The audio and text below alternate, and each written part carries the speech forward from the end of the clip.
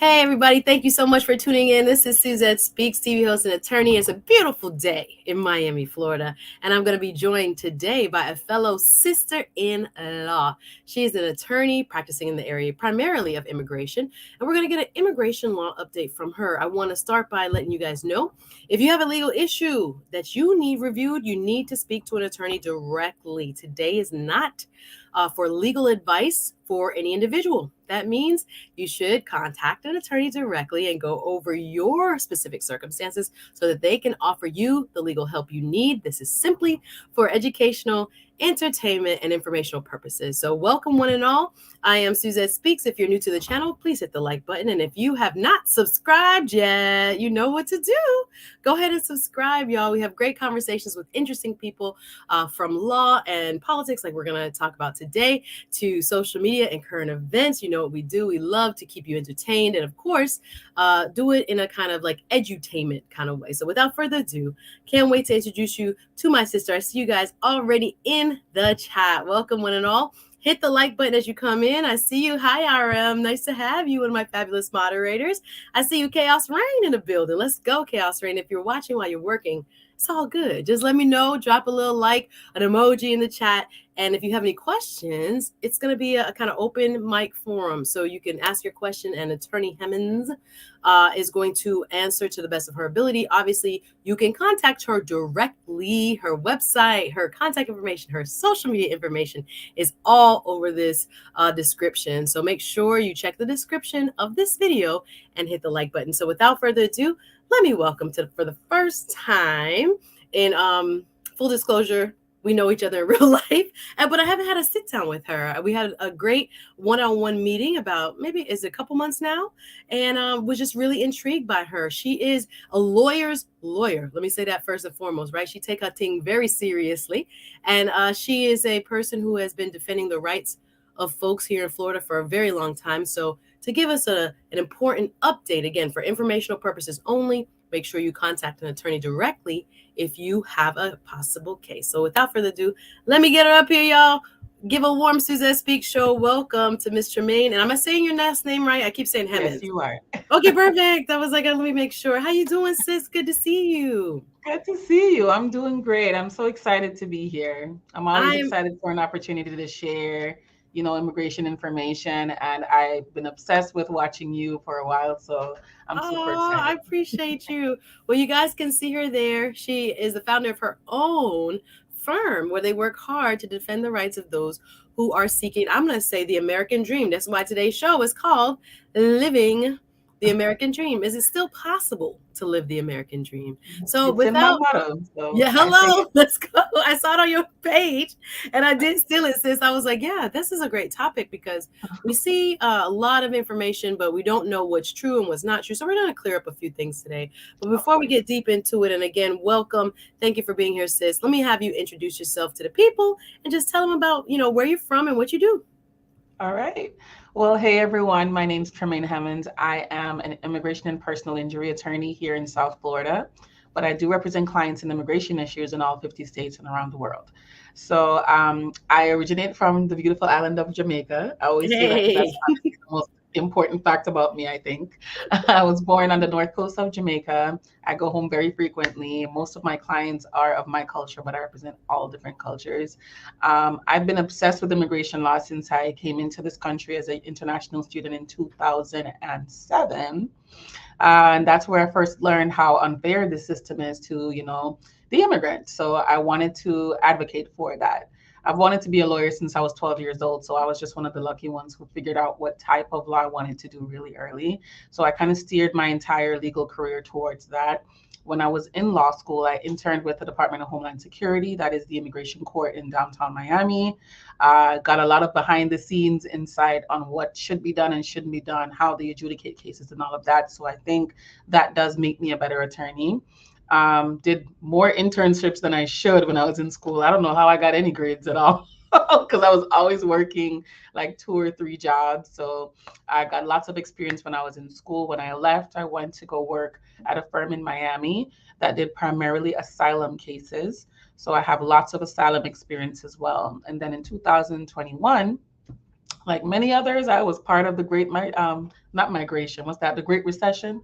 Oh And yes, I, it hit us hard. Yes, Lord. It did hit us Mhm. hard. Yes, ma'am. Yeah, I was like, this isn't for me at all. I need to start my own thing. I really wanted to, put my own brand of lawyering on what I do for my clients. I'm very passionate about what I do. And I just feel like when you are an immigrant yourself, you have a unique perspective in helping someone else getting the case done. You know what I mean? When people get frustrated and stressed out about their situation, I'm like, look, man, I get it. I was there myself, but this is how the thing have to work. This Yeah. is how it has to go. So Be patient, which is like the worst thing to say because the immigration system, we're gonna get into it, y'all, is so slow, and we're gonna talk about that. But I'm grateful that you're here, and now you guys have an understanding that she has lived the process that she now helps people with. So I'm gonna start by kind of digging into what kind of cases do you see most? Now I know again, immigration law is broad. So you talked about asylum. Can you explain Yes. what asylum means? Sure. So, for some people, they are afraid of returning to their country once they get here because of different political turmoil. It could be something more personal, like your sexual orientation, or if you've been abused by a spouse or a partner. There, generally, what it means is if you can show and prove that you are, in fact, afraid of returning home, you have a credible fear of returning, and you have an actual case, you may be able to get a green card out of that situation where the US will give you asylum. Like they will give Yes. you safe haven here because of that. And it is a pathway to citizenship. Like you can eventually gain citizenship from that. So I love that's it. what asylum is. I So we see a lot of those go ahead. cases. Yeah. Sorry, go I ahead. also do a lot of family-based immigration because that's another way of getting a green card where, if you are a US citizen or a permanent resident, you may be able to petition for a family member. For instance, if you're a citizen, you can file for a spouse, child, sibling, or your parent, Mm-hmm. right? And for permanent residents, they can file for children and their spouses, right? So those are the areas that I handle, and a lot of removal defense, we call it. If you end up Mm-hmm. in immigration court, you can only be represented by an attorney. So you would need legal representation in that situation. And I Mm-hmm. handle those cases as well. The only area I do not practice in is employment-based immigration, which is its own animal, right? Yeah, which is So people, companies sponsoring you from companies another country sponsoring, if you're a yes, national. companies sponsoring employees. They Mm-hmm. can sponsor you for work visas, or Yeah. they can even sponsor you in some cases for green cards that can Yes. sometimes turn to citizenship. So Yeah, that's fantastic. So mostly asylum cases, those are obviously trying to figure out the road to citizenship mostly. yes. So most people, I remember there was a time, and it's so funny that you said early on you went to sit in on immigration cases in front of immigration judges, and I did the same thing. I Mm-hmm. went downtown in that big old building off of Second Ave and sat in front of people in downtown Miami, 333. and people were like, are you here for? I was like, no, I'm listening in. I asked the judicial assistant if I can come by, and she said yes. And so people were really curious. I think it was interesting how it changed the tone of how I think even the lawyers performed, knowing that there was a student or a recent grad sitting in on them. Yes. And it was really interesting to watch. But I did notice there was a lot of the time, and that's a few years back, that was going on where there were a lot of people seeking asylum, as you said, that were under what should I say, attack or some kind of persecution, Be and wanted persecuted, right? safe Mhm. haven in the United States. They wanted to be granted asylum. And we can get into it when it comes to asylum for certain nationalities. I know the Biden administration, excuse me, recently announced some changes. We can touch on that before we go.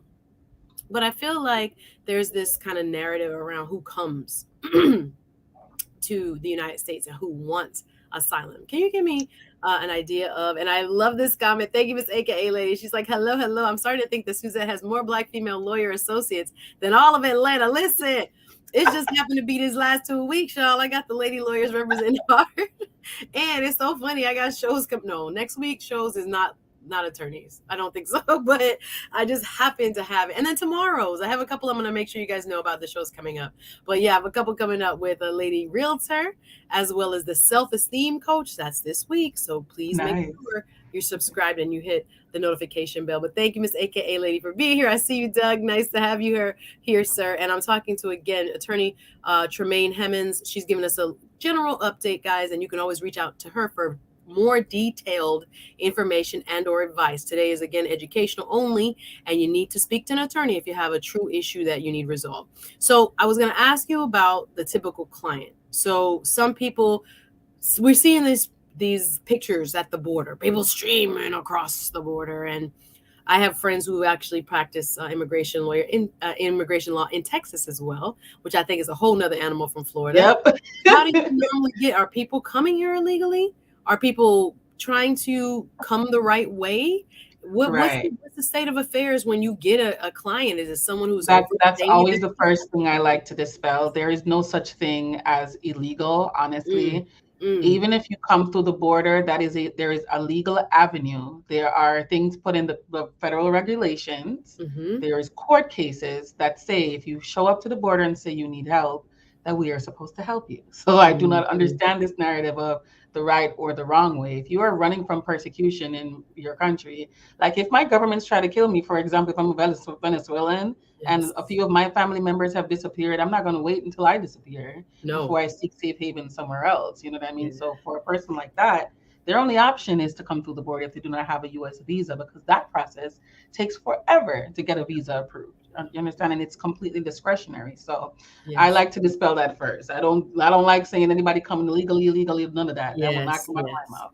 And that is But kind of antiquated ways of talking about it. I apologize. no, no, that's People fine. cannot be illegal. People cannot be illegal. I Right, understand what you're exactly. saying. And Yeah. that's another Yeah. thing. As attorneys, we know that immigration is a civil process. It's not even a criminal process. So it's always, funny to me that the news, and it's always sensationalized as, oh, illegal immigration and all of that. So And whenever I'm doing, politicized. And yeah. politicized. Yeah. So whenever I'm doing something public, I always want to make sure that I clear that up first of all. Yeah. But in terms of who is coming through the border, they would like to tell you that the only people that are coming here is Mexican, right? That is the common narrative that everyone's thinking about. There is actually a large population of Black Caribbean immigrants coming in right now. That's the new trend.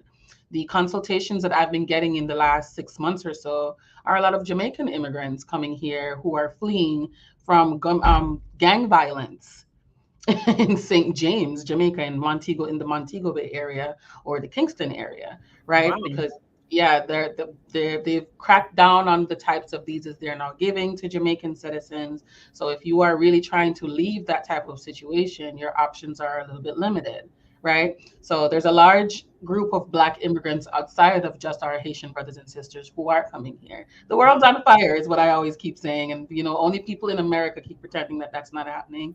There's a lot going on around the world, and so socioeconomically, where a lot of people are going to need to leave, and that's what's really been happening. There's still a large influx of Venezuelans coming here because their government has been in a lot of turmoil for a number of years, and it's only getting worse. Most of my asylum customers are from Venezuela, to be honest Yeah. with you, or Jamaicans who are fleeing persecution because of their sexual orientation. That's Mm. another narrative we need to dispel. Oh, gays are fine in Jamaica now. They are not. Well, They are not. yeah, listen, people like everything good on Irie until Everything's nice. people start talking about sexual orientation in Jamaica. It is a very hard truth, honestly, that Yes. I'm not proud of. We're both of Jamaican heritage, and it's something that I really struggle with to understand. However, I know what my dad thinks like. I know how people are very sensitive and conservative in a very kind of old school way. So they are not as open as possibly, more progressive Yeah. countries like the United States. And especially, I know also countries in all over the world, honestly, that are just anti-LGBTQ. So Yes. it is a hard truth, but people are talking about it more and more, and we're going to say it out loud here. So yeah, that's a truth. Thank you for highlighting that.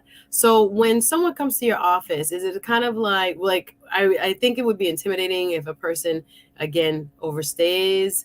Hmm. Sometimes again, any country, they give you a permit, basically a visa to come and chill or to work or to do whatever you can, travel or to work, right? So visas have certain parameters that you have to Hmm. follow. And Yes. sometimes, in order to try to get your official citizenship and become a citizen of the United States, sometimes people overstay their visa. Hmm. Now, what is it that you find with clients that are typically overstay? Is that very common? Do you advise against it? Again, we're speaking informationally. Everyone's specific circumstances requires the review of an attorney. You cannot take what we're saying here as legal advice, guys. We need to have you sit down with Attorney Hemans or another attorney to gain legal advice if that's what you're looking for. So are Yes. people coming and overstaying their visa? Is that what you do? You see some of those cases? I see most of those cases because most of my clients are of Jamaican and the Black Caribbean, Mhm. and that's usually what happens where you're issued a visa to come visit. Honestly, that is the most common one, and you end up staying here after your stay expires because honestly, there's more opportunity here for jobs, Yeah. and a lot of times people you come and you visit, and if you're here for a while, it is perfectly normal that you might meet somebody and end up staying. That's how I met my husband. I met him in college, and that's how I ended up staying in the US. I tried to break up with him and telling him I'm moving back to Jamaica to go be with my dad. And he was like, no. That's how that happens. So it honestly is a thing that happens a lot, despite what others might say. So 90-Day Fiance, y'all. Everybody knows. it's a thing. No, we're not throwing totally, shade, but that's a real thing. It happens. People fall in love, people getting married, all and that all kinds time. of stuff goes on. But yes, continue. Right. So I do see a lot of overstaying. Most of my clients have overstayed. So honestly, that is why I kind of wanted to improve my social media presence since I opened my practice to beg people to stop doing that. The thing Good is what luck with people that, Attorney realize Hemans. exactly. But the immigration climate is very different than it was, let's say, 5 years ago. It's not even the same as it was when I left law school in 2019. It's completely different. They are stricter on the parameters for what they give visas for. They are being stricter on who they allow to come into the country, even if you have a visa to visit, right? The cases that you present before them, they are scrutinizing them a lot more. People are getting investigated more. It's very different. So I always tell people that unless you have a plan, don't do it. Don't just come and be like, you know what, I think I'm gonna just stay. Yeah, you're playing If with you have fire. no Some family people, member I don't think they petition, understand the ramifications. And I the think, ramifications are serious because I have so many people call me and they're like, okay, well, I have this job that wants to sponsor me. And I'm like, I'm sorry, hon, they cannot sponsor you. You have you no didn't, legal status. right. If Once you you didn't have go out of documentation status, going. Yeah, and I exactly. applaud you for highlighting some of the great what should I say, open secrets to what happens. We live in South Florida, y'all. It is not uncommon to talk. First thing now I ask dudes, I'd be like, you got your papers or what? Don't be mad at I feel like me. that has to be part of it now. No, as soon as I hear Jamaican accent, I'm like, oh yeah, how long have you been here? Cool. You know And yeah, what? No. you're good, everything good. Because I did back in the day, date a guy, and he was so nice. Come to find out, once that driver's license expired, and this was what happens a lot down here too, Attorney Hemans, is that people, I realize sometimes their parents don't fully give them Yes. the idea of how they got here. Mm-hmm. And it's not until they get big and they are applying to college or they try to talk to somebody or try to apply for a job do they realize their true status. I have friends that went back to Jamaica or were deported back to Jamaica right after high school because they were brought here illegally by their they were brought here without the proper documentation by their parents. I have a friend in college that started college because she was 17.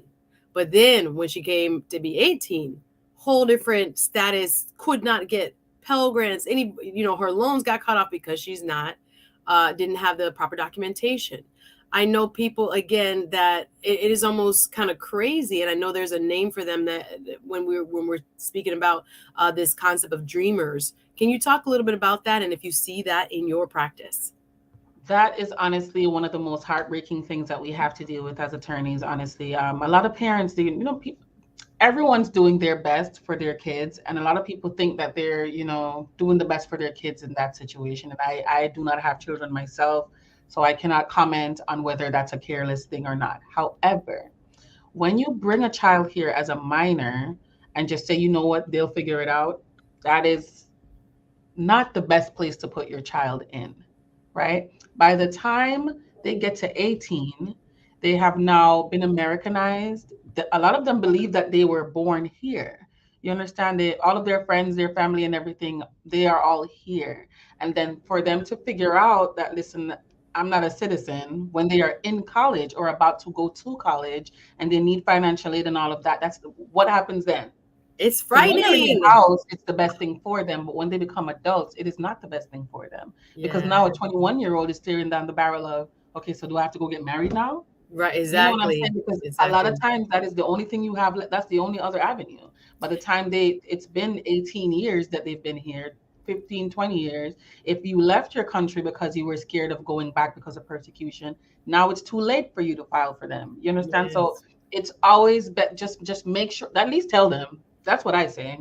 Yes, Like kids are going through now, school again underage, and it's like, okay, we're fine. You're just like every other American. And then yeah, boom, bomb. I got my not the citizenship situation. probably, my parents filed for me, and probably when I was, I'm guesstimating 12, 11, 12, something like that. I remember going down again, downtown Miami, and getting sworn in with my little flag and saying my little pledge. It was a big deal. It's seared in my mind. But Hmm. thank God my parents did it the right way, and Yeah. I was able to For a kind lot of of kids, follow. that's not their experience, There and is then not. That is very a common. lot We of have a right now, a lot Mhm. of people are still under the impression that you can file and get approved for DACA. You can't. Mm-mm, You can mm-mm, file for DACA, but mhm. you will not be approved because they're not allowed to make decisions on those applications right now because there's all kinds of federal litigation around it. Right. Right. So I'm even not a the clickbait immigration lawyer. I will tell you if you come here and say, "Oh yeah, I want to file for DACA," I'm like, "Sorry, I'm not going to file it because they can't make a decision. What am I doing? You know what I No, mean?" no, no. That's years and years of litigation. So I'm going to ask you to explain what DACA is. We do have a couple questions in the chat, y'all. Now is the Sure. time. Ask your questions if you have any. And if she needs to reach out to you, or you can reach out to her personally and for a one-on-one consultation, that's always best. If you actually have a legal issue, please reach out to her directly so she can help. Miss AKA Lady says, that sounds devastating to learn that you're not a citizen. Listen, this happened a lot in high school. The high school I went to was predominantly Yeah. Black, Caribbean, and Hispanic. It was Hmm. really shocking for a lot of people that were applying, and they were doing everything what everybody else was doing. And then they realized, wait a minute, I don't have the proper paperwork to live in the United States and be here Yeah. permanently. It was shocking. This was not, thank, thank you. I see the next comment. Sorry, I'm laughing because of the next comment. You Yes. know what? Doug talking about Susan, I got your back. I'll marry you if you needed that car. Listen, lots of people had to turn to this. It wasn't, I wouldn't sanction it. I wouldn't advise it. I'm not trying to give any advice towards it, but a lot of people did this so that they could stay. And it was a matter of survival and trying to get Hmm. your paperwork together so you didn't get sent back to a country you never knew. So yeah, it can get very daunting, and the lack of options makes people do all kinds of things. Yeah. AKA Lady asked, so is it difficult to get in, or I guess get citizenship from being married to an American? Would you characterize it as being difficult? I wouldn't say it is difficult, but it's absolutely not easy. And a lot of people seem to think that it is easy. This is a federal legal process, and you should not be doing this by yourself, right? Because even though they tell you the forms that you're supposed to submit, and they'll tell you the bare minimum of what documents you can use to support those forms, there are all kinds of federal regulations. There's a whole section of the law on adjustment of status alone to prove that you are eligible to get a green card from being married to a U.S. citizen or a permanent resident. So it's not easy, right? But it's not hard. If you are in fact in a bona fide relationship with a U.S. citizen, that is honestly one of the more straightforward ways to get a green card. All right, so we know that it's not like, I think you guys need to. I didn't even drop the link. Who is Alfonso? Who's in the back of my chat? Who is that? You know who that is? Yes. Oh, is that your? Who is that? That's my content creator. He's probably Oh, like, hey, Alfonso. Okay, I was like, well, why is he in the back chat? I didn't even drop the link yet. But pick up Alfonso. Yes, I appreciate him being here. Obviously, everybody watching. We have so many questions, guys. RG, y'all playing. This is real stuff. Talking about I'm newly single. Who needs a green card? I got you. y'all not gonna get me caught Yes. up. Hey, Kareen. And I would love to bring you back on a Saturday, love, because I have my Jamaican.com Absolutely. that simulcast where their Facebook page comes on my show is Sure. huge on Saturdays. So I would love if you have time even this month, next month to do a Saturday, because they're gonna really appreciate the information and the knowledge that you can offer. Kareen, how are you, dear? Says a U.S. Customs and Border Protection officer recently found out he was actually brought here. Yes, I Uh-huh. saw this story into this country illegally without proper documentation. His parents lied to him. Yes, I mean working with false documents, didn't even know. He lost his Mm-hmm. job.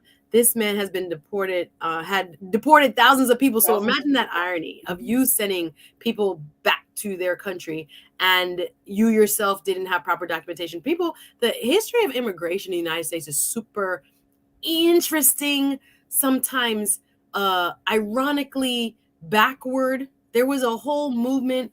I think it was President, I can't remember if it was, forgive me if I get it wrong, Herbert Hoover, and they had sent back 1 million plus Mexicans that were born in the United States during the Great Depression. We had, of course, repatriation of Chinese Americans at one point in our history. We had all kinds of very problematic seasons in our country's immigration history. So sometimes I think when people see what's happening at the border now, they think it's brand new. Actually, no. And I was actually thinking about some of the movies that are recent, like Woman King, and people have been talking about how in African cultures, people have kept other Africans enslaved. But when I think about it, it was a border. When you not to justify in every case, but of course, just for kind of argument's sake, when people cross our border, they go into detention. If they're found out, if they're taken that, like in South Florida, is really big that we oftentimes see it like on the seaside, Key West, Miami Shore, or like Palm Beach. Now we see people literally pull up in rickety kind of vessels, non-seaworthy vessels, trying to make it to our shores every day. Would you say in the news here in Miami? Every day, boat capturing so and so many migrants from blah blah blah is in the news every day. So when we think about, we have maybe you can speak to the immigration limits that we have, because there are a certain amount of legal immigrants the U.S. government allows every year, and then there's a certain amount of asylum petitions that the U.S. government does allow for every year. We expect people to move, right? There has always been a movement of peoples. But when I see some of the depictions at our border and, people being put in handcuffs and people are like, what did they do? They really, again, are in violation of our immigration law. So anyway, not to draw a deeper comparison, but just it kind of struck me when I was watching certain movies, how much people don't understand how, especially in Africa and different subcultures, there were borders, there were societies, there were civilizations. So you couldn't come past here, bro, or you would be detained. But see, the difference is those countries weren't built on immigrants. This country was literally built on immigrants. There you go. There is not one white person here that was born in this place. Like, you didn't originate from here. The U.S., I just came back from New York. I love visiting New York for cases. And I always try to go to like Liberty Island or Ellis Island. I love that. Been to Ellis Island myself too. Exactly. We used to be the country where, okay, your country don't want you, please come here. We need people to come and work and so on and so forth, right? There's a lot of talk about, so many people coming in here illegally and we're so scared of this and this and this and that. The issue is this. The workforce here has depleted. Here and in Canada, to the point where Canada now wants to pay people to come up there. And I feel like the US is approaching that situation. There are jobs here that Americans don't want to do. Okay, I'm always speak the truth.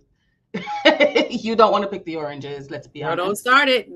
Go ahead. You don't want to pick the potatoes. You don't want to do that. There are certain factory jobs that are still important, right? And we need workforces to continue to come in to do that.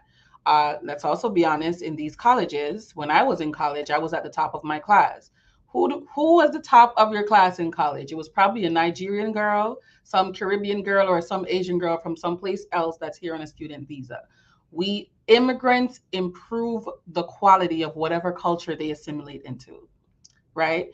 The recent narrative, because it really has changed a lot in the last few administrations, I would say since maybe around 9/11, which is of course a delicate topic, of course, horrible situation that happened, but we tend to look at immigration differently because of those situations, right? I feel like we've forgotten that immigrants are the heart of no worries. Country. We working, Attorney Hemans. That's okay. Yeah, I'm at work, guys. Put you on mute real quick. Do what you got. You got to do anything there? Let me put you on mute. No, it's fine. Oh, you're all right. No, listen, we working while we trying to multitask and bring information to the people. I'm grateful to have immigration attorney Tremaine Hemans giving us a quick update letting us know what is really happening here in the United States on these, immigration streets, so to speak, and giving us a Yeah, I real. honestly, I wrote a paper on it when I was in school.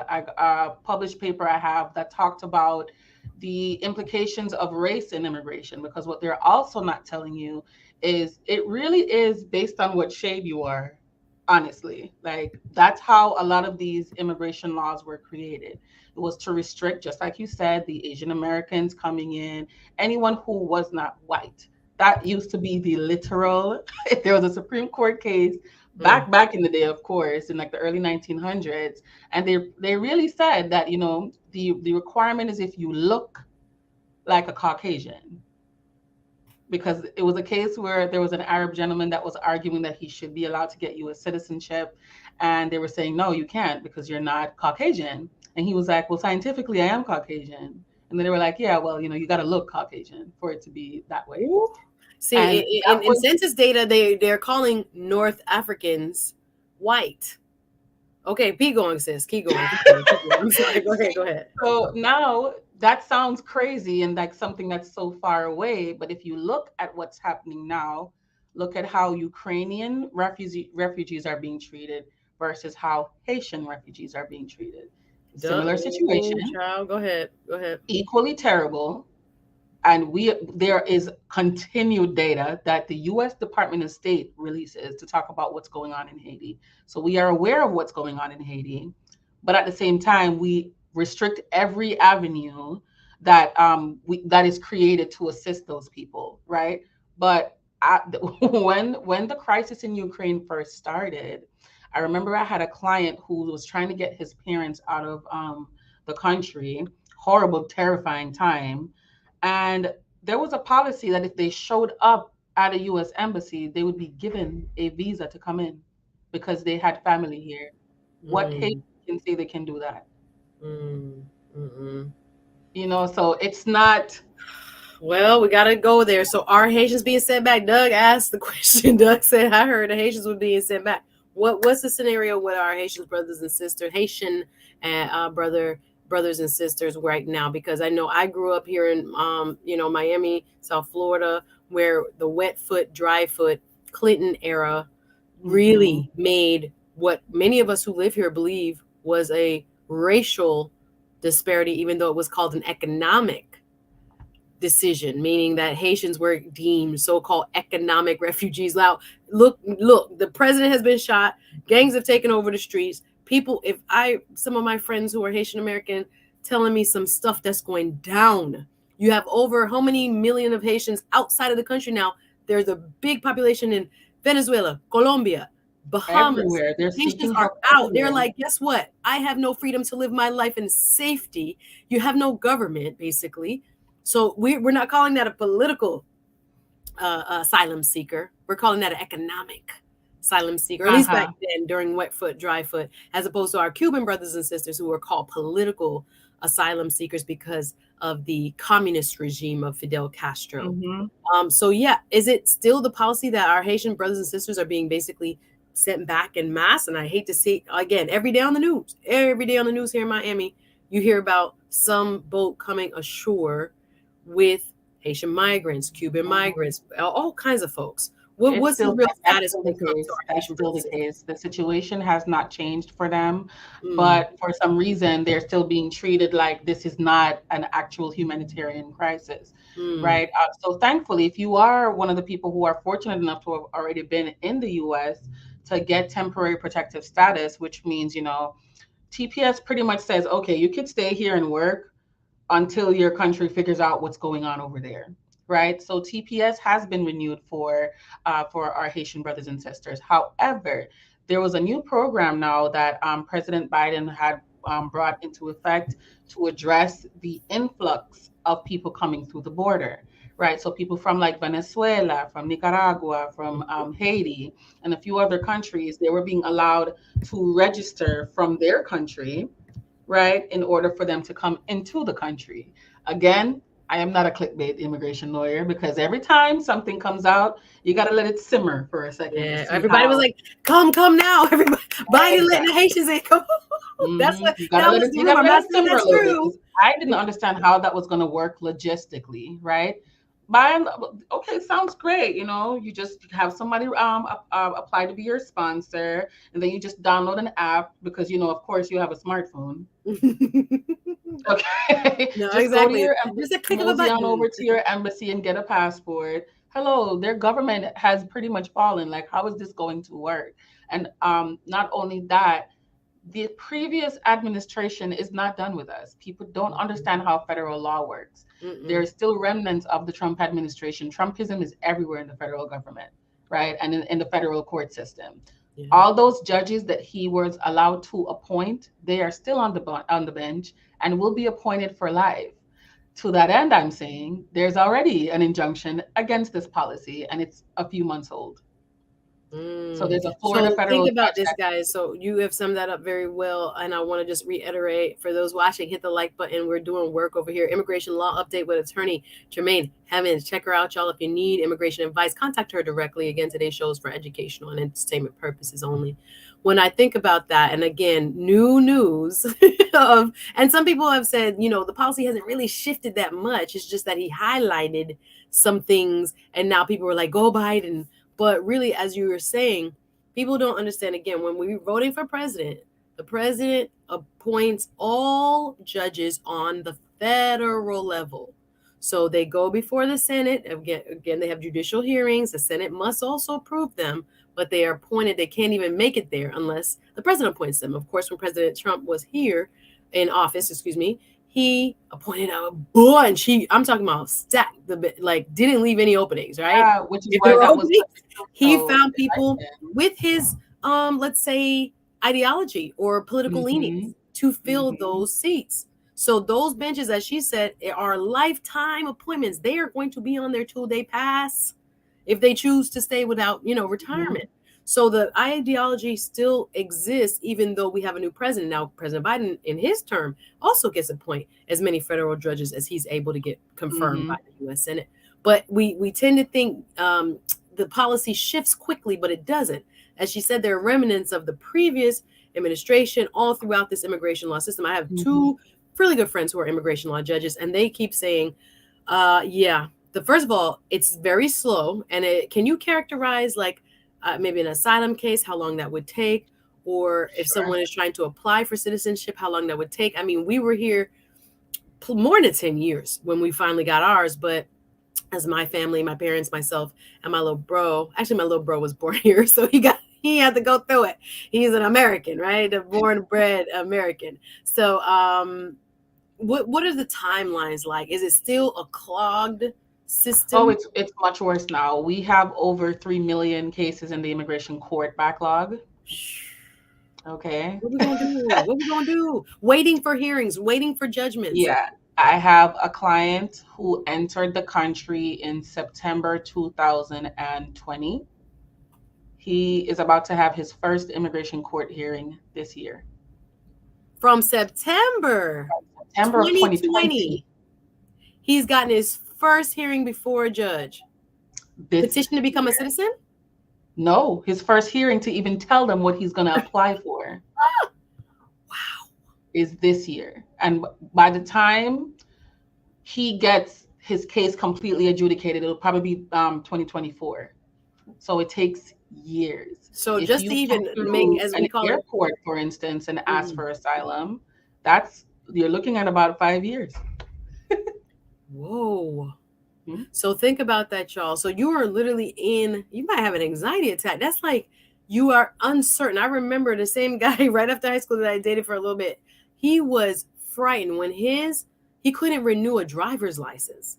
So to even drive, he was so afraid. He's like, I become a nobody after this thing here expires. He was so afraid. I just remember it being, I was like, bro, I can't help you. I'm not going to be able to, we're not, love and marriage here for me. Right. But I remember it being so desperate. He was so desperate because he's like, this is so dangerous for me. And then if he gets caught or picked up, as we say, in just kind of layman's terms, he would be sent to a detention center in Chrome. I hate to say it like that because it's, again, a federal I don't want to say prison. It's like a No, it's a holding. prison. They pretty it up. They make Again, it Susan, pretty, you but gotta be I've been to careful when you Chrome. have, It's you not. gotta It's be not. careful when you have me come to your stuff because I'm gonna speak the truth. Like they Yeah, I don't want to ever call want it a to say the detention word prison, center. but Is what no, it's. it's a prison.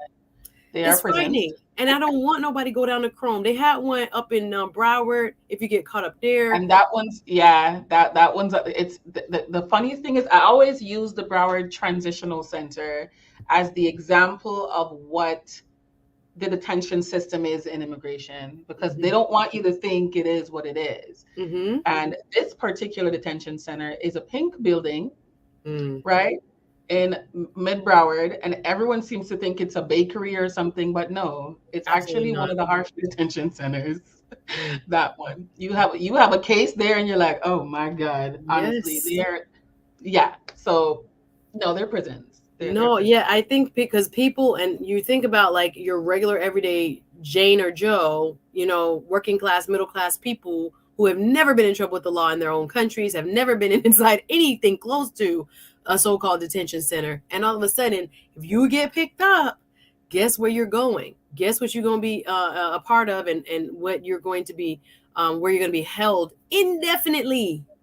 Indefinitely. To get out of those places, again, you got a lawyer up for the most part. Yeah. Because that's It's the thing, though, because there are certain things that are available to you if you are in detention. For instance, your case is likely to be fast tracked, but you don't want to be in that situation, honestly, because they have a vested interest in adjudicating the case quickly. So they either deport you or release you, right? So if you are, or if your family member is detained, there may be something that can be done.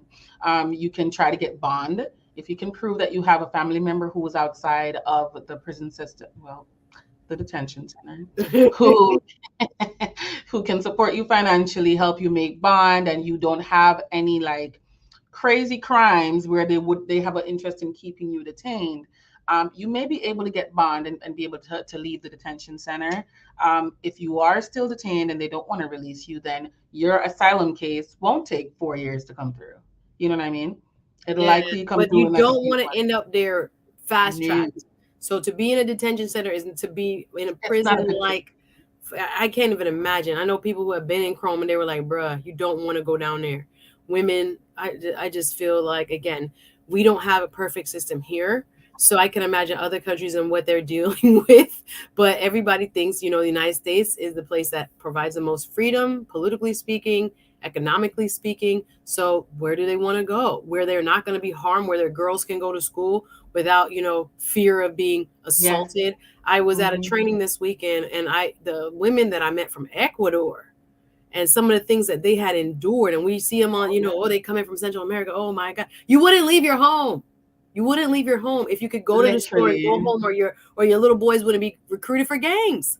Like you the wouldn't leave trauma your the trauma that people go through in Central America, like it literally like infuriates me when people talk about it in a flippant way, because again the news spins things. It's dangerous. You know how our politicians even spin things. Like it's not that everybody's coming, they are not coming to steal your jobs. People are running for their their life, lives. because Exactly. it's not that, oh, you're just getting recruited for these gangs. You decide not to join the gang and you will be murdered, a lot Yes. of times in front of your family members. Yeah. Oh, Stay they're out the just way. extorting money from you. That's not a dangerous situation. Well, if I don't have the money to give them, they will kill me and my family members. This is Guys, stuff this that is I have seen and watched. Like that's when I say that I learned from the immigration court. I worked with them for 2.5 years, and the stories you hear every single day, the proven stories where the judges are like, yeah, you're credible, but because of the law that's in place, I still can't approve you for this.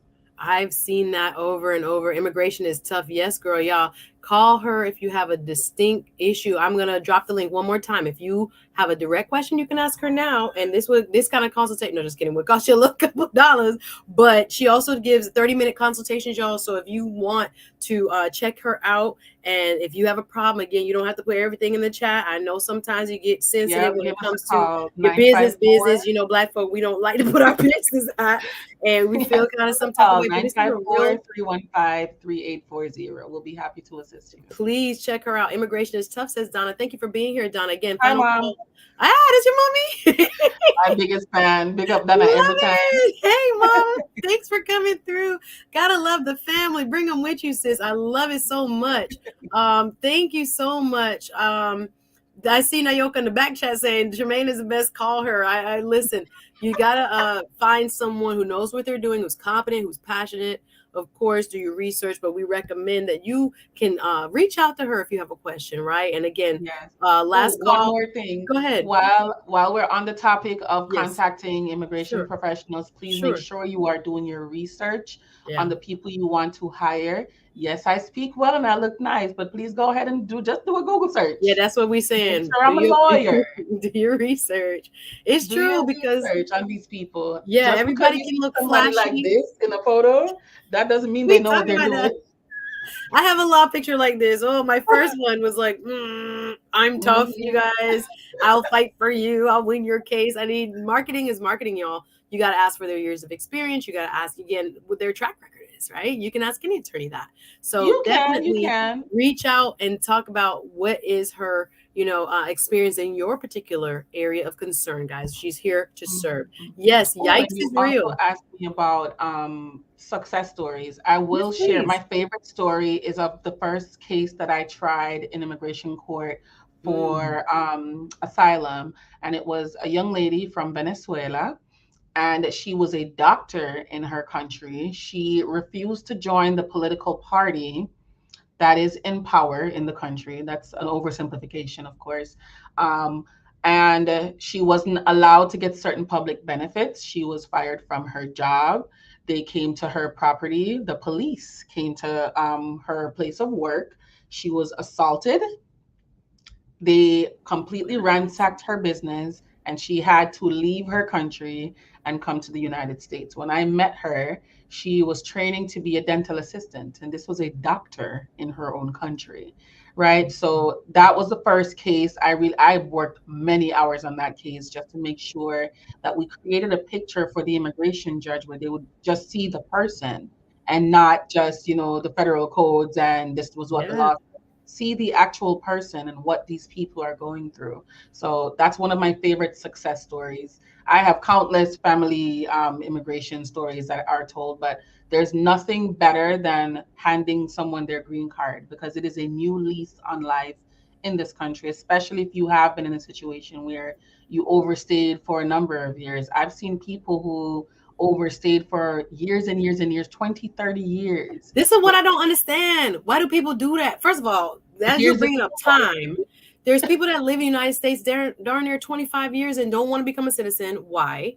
And there's that I people don't that why wouldn't you all want the rights and privileges? You're paying taxes as a green card holder, right? As a visa holder. So you're paying taxes and every paycheck you work, right? If you own property, you're paying property taxes, right? You're paying sales tax. If you're paying all this tax, why not have all the rights and privileges of a citizen? understand. I'm very partial to that, but I have a friend of the family. Miss Norma has been in, and I don't know if she watches the show. Sorry to call her, but you don't know her. Miss Norma has been in this country. I would say Miss Norma has been here at least about 40 years, and Mm-hmm. she just became a citizen. And I'm Mm-hmm. proud of her. I'm so happy for her. But the woman has worked here her Mm-hmm. whole adult life. Her kids were Mm-hmm. practically, little when I met them. And but she was never a citizen. But you know what made a lot of people jump? When Mr. Donald Trump got elected. Yep. I'm not laughing. But people No, but what I found is that a lot of people are very scared. So once you get finished with the permanent resident process, you have been so traumatized by this whole system. You're like, you know what? leave them I'm done. alone. And honestly, all of this stuff is very expensive. It's almost $1,000 to file for citizenship here. Yeah. Yeah. Fees. And there Yeah. are several requirements, and you can lose your green card by filing citizenship if you didn't obtain your green card properly. So a lot of people are scared Oh, about that because citizenship seems nice. We see it from our perspective. right. You got Right. your Right. little Right. flag, and but the process of getting it done. I Yeah. always warn people that that's sometimes one of the most complicated applications you'll ever file because if Mm. you don't prove what you're supposed to prove in that, problem and stress. Yeah, you almost bringing attention to yourself. You're like, why would I do that? I'm living, I'm working, no one's bothering me, I'm still paying my little Right. taxes, and I'm good. I have my freedoms and I'm fine. So if you start saying, hey, government, I probably should have sold you earlier, like 20 years ago, but I didn't come here with all the proper paperwork. So, but I want to tell y'all now, Exactly. and So everything is cool. I've been paying taxes for 20 years. You can see all my work employment, and I'm good. I've not committed any crimes. I'm perfect, model citizen to be. And of course, again, that decision, as you have pointed out, is scary because it can open up a huge can of worms if there are any complications yeah. to the file. And again, that's why you need to speak to an attorney when it comes to immigration law. Don't think you can just wing it and fill out the form.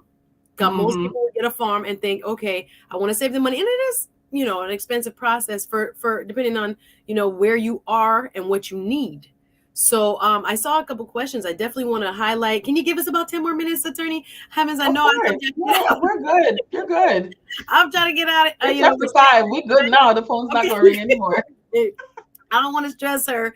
This is a hardworking woman, Attorney Tremaine Hemans, here today with a great immigration law update, guys, letting us know what the practice looks like, what she's dealing with, what she's seeing commonly with her clients. And you guys, if you have any issues, you do need to contact attorney directly. Today is just for informational edutainment and giving you information so that you will know what to ask if you need to speak more specifically. Make sure you contact her directly. All right. Who is Donis? You know Donna? Donace, Oh, my Donis? clients are the best. Oh, your That's one of clients my in the chat. clients. Listen. You know you're good when your clients show up, right? Your clients Hi, coming Dr. to make a Jason. statement on your behalf. Welcome, Denise. Thank you I for hope being here. Donace doesn't mind me sharing her story. That's Denise, also one of my favorite success stories. A lot of go cases ahead. we talked about the backlog.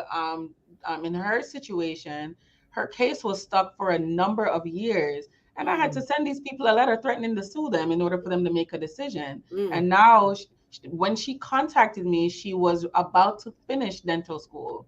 mm. And at that point, she's like, look, I'm about to be off my student visa. What am I supposed to do right now? Like, these people are taking forever. My mom petitioned for me. What am I supposed to do right now? So we were able to get her case pushed along. Yeah. And so I just really love watching her career. I think that's what I think is the best part of my job, is watching my clients just flourish and live life, travel the No, world, darling. listen, that's our people want the same things, regardless of where you're from around the world. We again take a lot for granted sometimes here in the United States. Now, I speak for We myself. I'm not going to absolutely speak for do. And everybody. I'm telling When you, it I live it comes and see to, it every I can day. That call, piece of paper is life changing. yeah, listen, I could call 911 and somebody got to come. If my water don't run, I can call a government and something has to happen. If my street is something happens, there is fire rescue, there is paramedic service, there is all these things that clean fresh water every day, electricity every day of the week. You have people in so-called second world, if you will, in first world countries right now, we're rolling blackouts. Mm-hmm. Right, multiple times a day. They ain't got electricity. We don't even have those ideas in America. We're thinking, No. listen, what are you guys coming over here for? They're coming over here for a very good reason, and then we add on the dangerous and the prosecution piece of what's happening with some of these places that have collapsed governments, where again there is no 911, bro. You lock in your house, you lock your gate, you pray no gangster don't come for your daughter, don't come for your son, and those kind of things. Mm-hmm. It's people don't have any clue. Talk to some. No. I read a couple comments, y'all, and if you have any questions, hey Ebony, good to see you.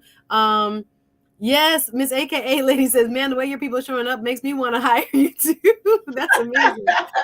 That's a question that came up a couple times. Thank you. And I also saw it, I think, from Kareen asking, where can you practice? So our Okay, so because immigration lawyers, immigration law yes, good is question. federal, I Yes. can practice in all 50 states. I'm licensed in Florida, but I Mm-hmm. practice immigration law in all 50 states. I will travel to your state for your immigration court hearing and for your interview. I do that all the Love it. time.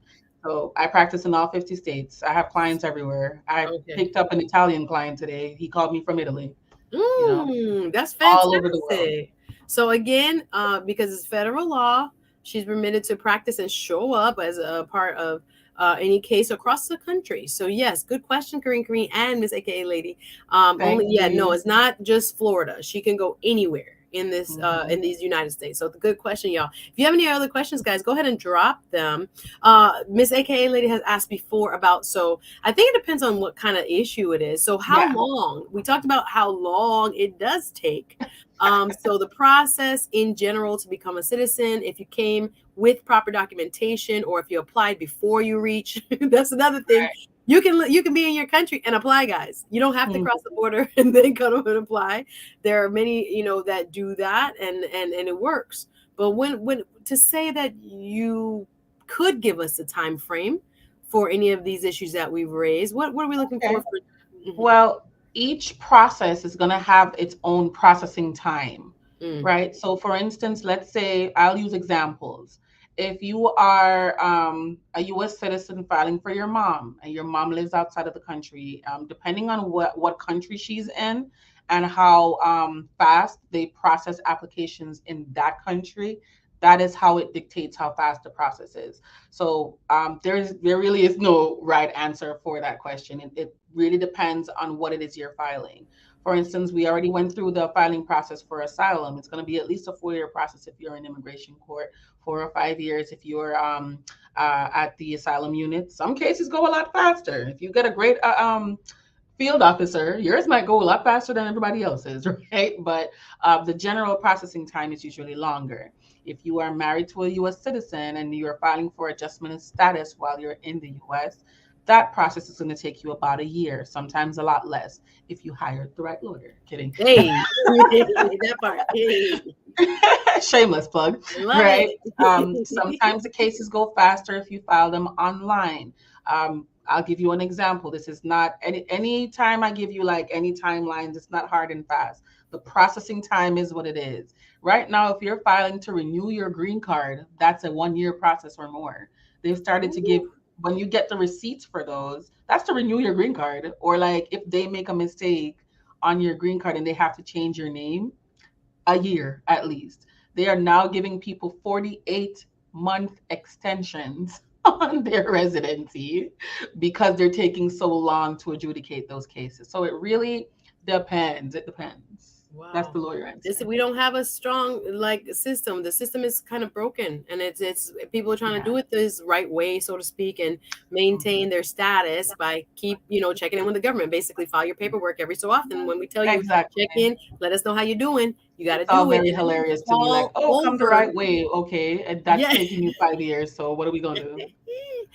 Support if you want. You see the Cash App there. You can always super chat, guys. We have about 5 more minutes. I just want to give her a chance to kind of go over any incidentals that come to mind. Welcome everybody who's just joining. Appreciate you. I'm here with immigration attorney Miss Tremaine Hemans. She has her own law firm. She hears cases and helps people fight cases all over the country. Definitely reach out to her for a free 30-minute consultation. If you have free. No, it's not free. Blah, blah, blah. Slow me down. School was expensive. Sorry, for an affordable 30-minute consultation. Yes. Get me right, sis. Get me right. I'm sorry. I false advertising. No worries, that was me, worries. Not her. My bad. I read the website. Maybe I read it too. That's fine.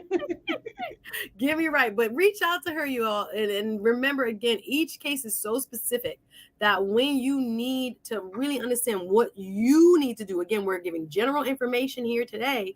Don't take it as legal advice. You need to sit with an individual attorney to understand what you personally, in your case, your mom, your cousin, them, whoever is the person of concern, what they need to do. It only can be really kind of gotten to a proper resolution if you sit with an attorney. So again, please seek out an attorney directly, do your research. And again, if you feel that Attorney Hemans can suit your needs, we'd love for you to reach out to her and get a second opinion or to ask her to help you. So yeah, I want to talk about when people commit crimes, because that is, I think, sometimes we don't like to think that people who are here without proper documentation, not the crime of being here without proper documentation. I'm talking about in addition to not having proper documentation to be here in the United States.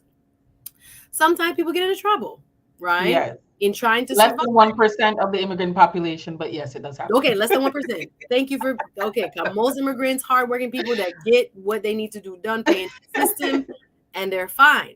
But there comes a smaller, very small portion, as you pointed out, that has some of these complications, and what does a criminal violation do to one who is trying to seek? And you can give us, just general understanding. Again, each case is different, but if somebody does happen to fall into that category, less than 1%, what happens to their seeking of, citizenship or their immigration status if they are a permanent resident with a green card, as we're calling it, and the visa?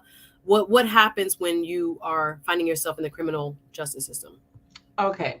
Well, to get a green card, you have to prove that you are admissible, right? That you are able to be approved for the green card. There are some crimes that will make you inadmissible to the United States, or crimes that can make you removable from the United States. Meaning, if you commit this crime while you're here, you got to go, right? So there's two different categories of crimes that could get you in these types of situations. There's crimes involving moral turpitude, and then there's aggravated felonies. Crimes involving moral turpitude are pretty much self-explanatory, except for turpitude, because who says that word? Crimes involving moral turpitude means, something that is against the moral code of society. So things like DUIs would fall into crimes involving moral turpitude, because while you're driving drunk, you could have killed somebody, right? Now, we may see a DUI as something that shouldn't affect your immigration case too much. It does, okay? If you are in immigration court and you are seeking something like cancellation of removal, because there are ways you can, seek to get relief in immigration court from deportation.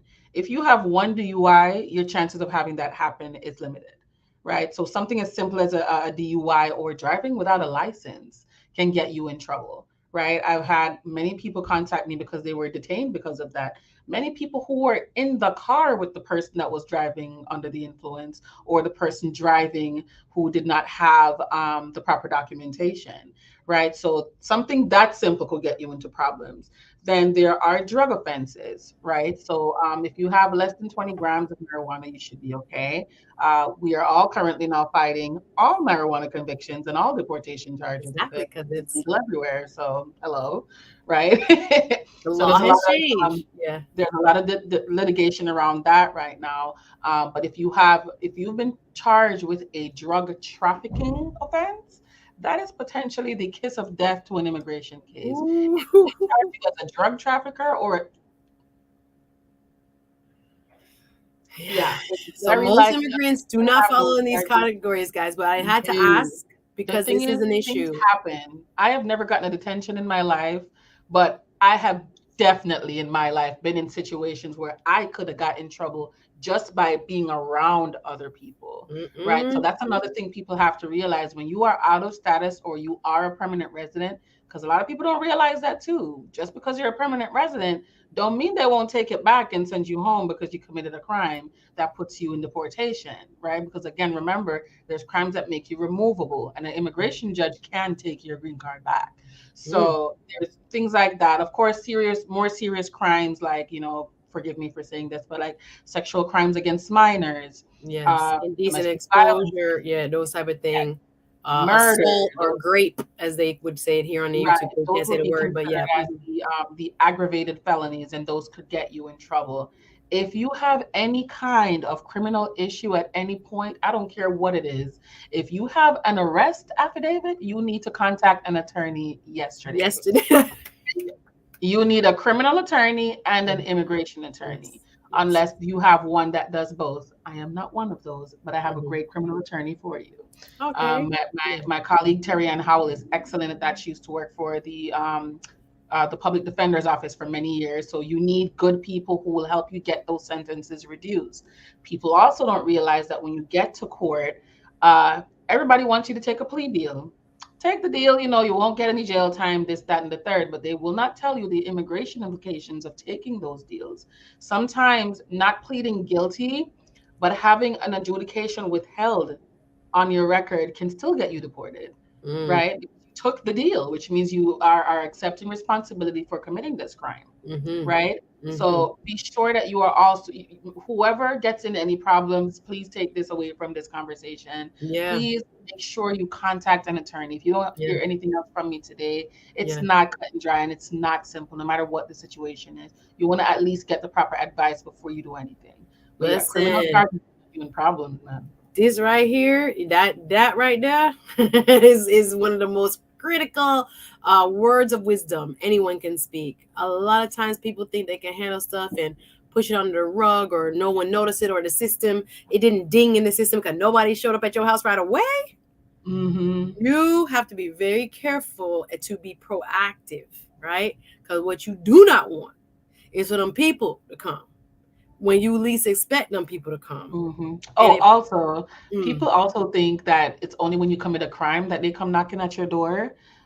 We've since gotten notification that USCIS and the Customs and Border Protection are now seeking out people who overstayed, because you have to disclose where you're going to stay when you come at the airport, so they yeah. can come find you if you don't leave when Wow. you're supposed So to they're leave. actively finding the overstay or trying to find the Actively overstay doing that. people? That's, Wow. that's what we have We got heard. money I in have government to had do people that? that. Oh yeah. Oh Jeez. yeah. No, I mean, I know they say it, but can we put the money towards the judges to adjudicate some of these cases, please, Thank guys? you. Thank Can we you. hire some more judges, please?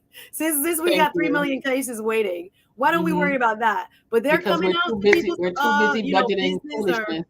yeah, it's real. So it's good to know that, because I think sometimes people think, oh, yeah, I'm a little, speck of sand in the sea, and no one's You coming to look are, for but me. they care about every piece of sand. That's what, some good words of wisdom here, and we're gonna wrap up here. Final words from attorney Tremaine Hemans coming up shortly, y'all. If y'all enjoying it, support the thing. I appreciate everybody here watching. Thank you for checking in, Doug. I was waiting because you trying to be funny, and we over here being serious. He's talking about hypothetically.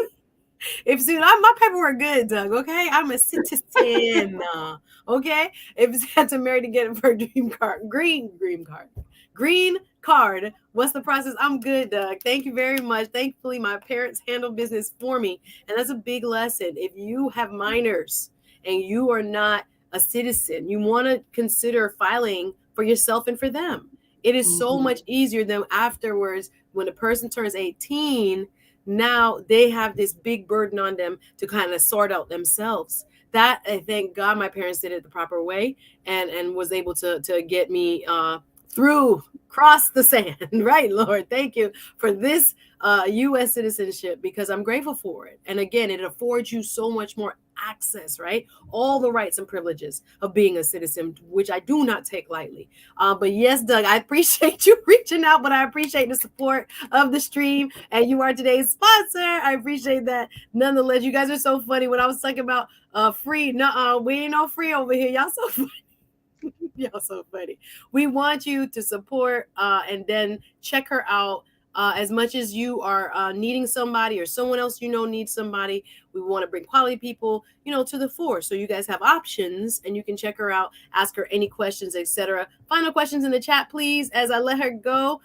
Yes, Ms. AKA Lady, that's the point we're trying to make. Ignoring a major problem is really rarely a good Yeah. solution to anything. I'm telling you, people hide stuff. That's the other thing when they come to your office. And I want you to give me your final wrap, but Yeah. people try not to tell attorneys things. I don't know why.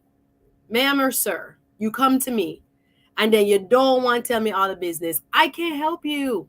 I hate being surprised later, and then it Hmm. kind of make things different because I would have done something different, and try to keep this out of the court file, or put that in the court Can file. you tell this is triggering for me? This is Listen. triggering for all attorneys, because I'm like, I can't really represent you, Mhm. lovely client, until I really know the full picture. I'm not here to judge you. That's between you and your God.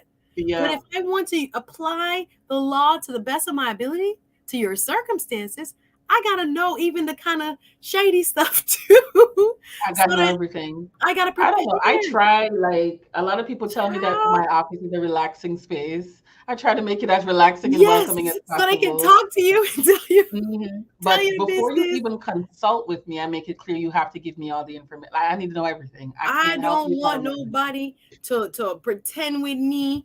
make me look dumb, make you don't get the best outcome. But also, as a practitioner, I take pride in my thing.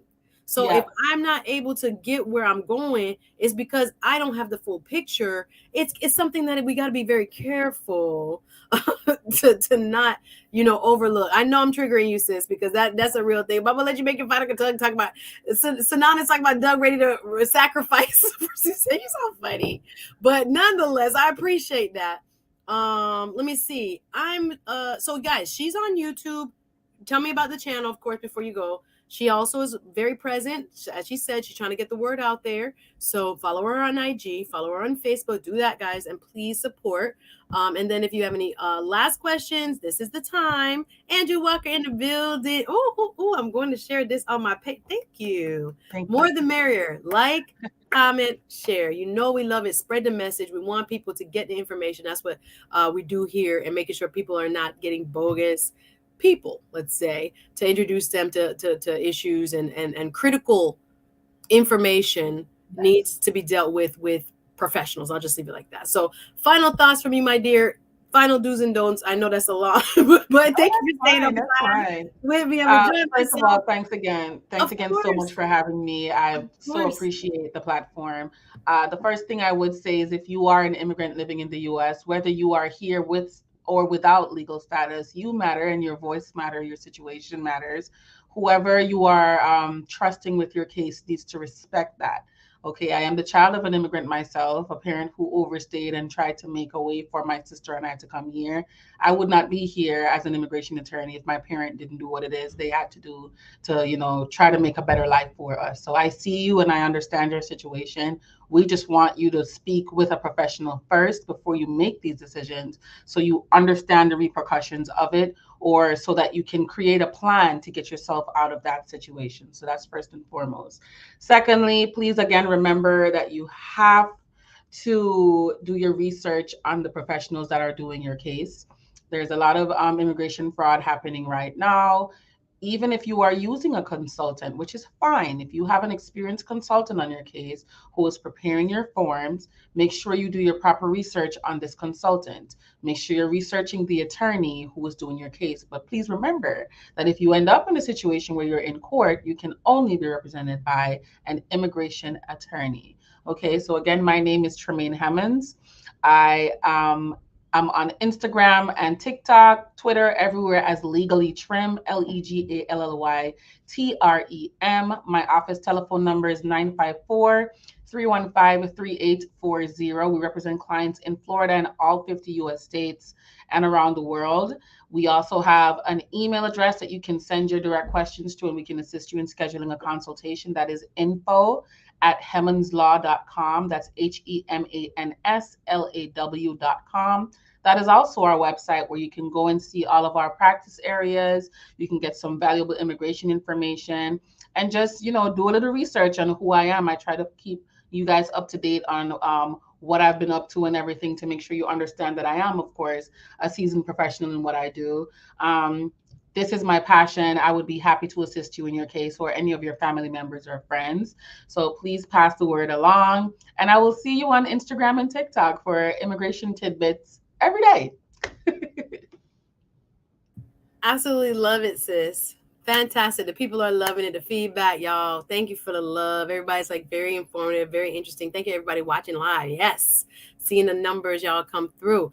But we're here for the people. That's what we do. And it's showing people and pointing them in the right direction and giving them the information that they need to make informed decisions. That's what we're here to do. I want to thank my special guest. Y'all see her name up there.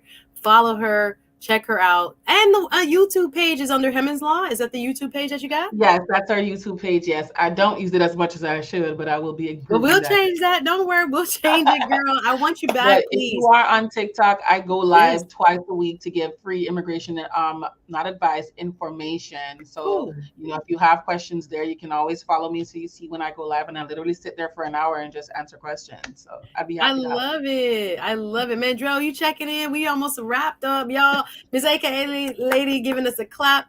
Chemo said her folks over say that she became an immigration attorney. Let's go. Very fitting. That part. She learned from the system and now she's helping others. I love it. The irony of it all.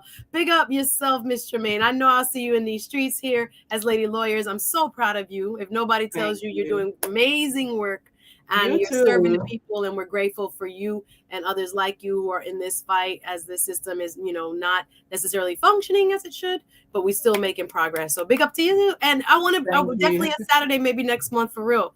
Come back Yeah, and, for real. Let's do it. especially with those, I get a lot of folks from Jamaica watching on Saturdays. So would love to have Absolutely. you back. Appreciate you, sis. I'll see you soon. All right, take Bye. care. Y'all follow her, like her, and all that good stuff as she shows just what her knowledge is from today's show. I want to big her up, and I also want to give you some quick shows coming up. Make sure you look out for the self-esteem doctor will be here tomorrow. The self-esteem doctor, Dr. Simone Alicia, talking about real self-esteem. Make sure that you have already hit the notification bell, the reminder for that show tomorrow. We're going to talk about real, not just as a concept, right? A lot of people walking around here with low self-esteem. Don't mind it. And coming on Thursday of this week, we'll have Miss Marley Walters, fabulous lady, also from Miami here, a graduate of the U. And she will be talking about whether we should really buy houses. Florida's market has been crazy, y'all. So is it time? Are we seeing, what's going on with the interest rates? And should you look to invest? Should you, even if you have never bought a house, I wanted her to bring, especially for first time home buyer programs, et cetera, et cetera. So she'll be here. Go back and watch some of my old shows from just last week. They're not that old. In addition to today's show, again, thank you. Go back and watch from Homeless to Hero. What a moving show. Lo Wilder was here, y'all, last week, blessing us with his amazing testimony of literally coming from nothing to something. Mother was taken away and incarcerated at 14. He was without basically people who would adopt him. No family members took him in first in his family to graduate high school. Amazing story with that we went over last week, interviewing him. This was a great one too. The spiritual attorney, Universal Laws, man, she was doing work, man. It was deep, went deep, deep, deep. And I'm grateful for her. Misty Oaks Paxton was just here, blessed us greatly with her ideas of what are laws that don't change, universal laws, and how we can apply them better to our life. That was an amazing show. And we did one with Frida's World. Ruth, Miss Pierre was here, and we talked about imposter syndrome. That was a fabulous show too. So if you are not keeping up with the shows, please go back and watch. They're for you. I've received so much, but again, big up today's guest, attorney Tremaine Hemans. All of the wonderful information she brought. Again, selecting an attorney is not a lightly taken decision. Of course, we know you have to do your research. Again, big up Donna Thompson. Thank you, Tasha, for being here. World class. I appreciate you so much, Chemo and RM. Bigger up. Thank you, all of my moderators, all of those who are sub today. If you're brand new, welcome to the family. And I appreciate you guys watching. I'll be tomorrow's show, I think, is going to be 7, I believe 7 and then 7:30, I think, on Thursday. So make sure, if you have not subscribed, make sure you do that. Hit the subscribe button, like, comment, and do share. And again, check out my guests. I appreciate you. We doing a little something over here, sis. Thank you so much. And for my Patreon members, I have a Patreon exclusive members only channel on Patreon. It's for those who support my content on a monthly basis. They get exclusive talks and behind the scenes of me when I'm out and about doing things that are interesting. I'll be hosting a fabulous event for the city of Miramar. I can't wait. April 1st, they just booked me. I'm really excited, at their Multicultural Arts Center. Yes, let's go. And my guest, I was going to tell you who my guest is going to be, one and only Mr. Faraji Muhammad. If y'all don't know, we be doing work over on the Roland Martin channel. I'm over there every Wednesday from 3 to 5 p.m. as a guest commentator on his show. Faraji hosts a show called The Culture. So you'll see me on The Culture every Wednesday, 3 to 5. And I asked him, I was like, Faraji, come to my Patreon. He was like, yeah, of course. Why not? So he will be our special guest. We haven't picked a topic or date yet, y'all. So stay tuned. Patreon. It might be later in the month. Usually like to get it done, midway-ish, but I will wait his date, and then we're going to brainstorm our topic for our exclusive one-on-one, try to go a little deeper on there, be a little bit more, transparent. A lot of stuff sometimes you don't want to share out here. And I love my Patreon members. They are very kind of centering and grounding to what I'm doing. And I'm working on some other projects, y'all. So bear with me as I continue to do this work, but I appreciate you watching, sharing, liking. Anybody on the Cash App want to show love, you know what to do. Appreciate you, Doug. And most of all, thank you to attorney Tremaine Hemans for coming through. I'll see y'all tomorrow and Thursday. All right. Thank you for watching. Long goodbyes. You know how we do it. I see you guys. Thanks again so much for your support, and I'll see you tomorrow. Have a good day.